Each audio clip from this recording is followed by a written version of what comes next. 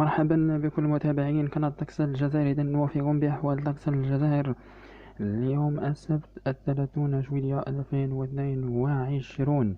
إذا حيث نتوقع خلال الفترة الصباحية أجواء قليلة الغيوم على المناطق الغربية منها الساحلية والداخلية. تبقى المناطق الوسطى منها الساحلية والداخلية أجواء صافية، كذلك المناطق الشرقية أجواء صحراء مشمسة.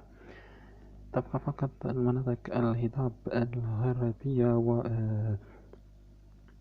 منطقة الصحراء راح تكون بعد الغيوم كذلك دفاعية. أما المناطق الجنوبية الغربية ووسط الصحراء والمناطق الجنوبية الشرقية أجواء صحوة مشمسة.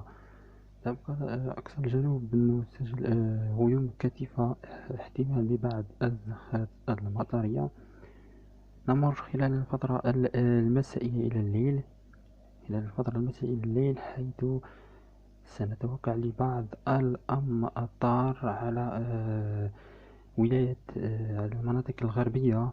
أمطار راح تكون تحت واقع بعض الزخات الرعدية أو بعض الأمطار الرعدية.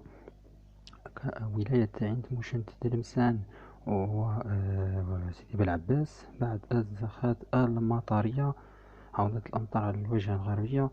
تبقى المناطق الهضاب الغربية كذلك أجواء غائمة بدون فعالية. تبقى المناطق الوسطى والشرقية صحوة مشمسة.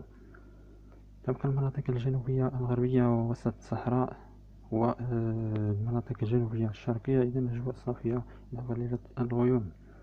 أما أقصى الجنوب سنسجل كذلك بعض الزخات المطرية، تكون بعض الرعود. نمر إلى درجات الحرارة. درجات الحرارة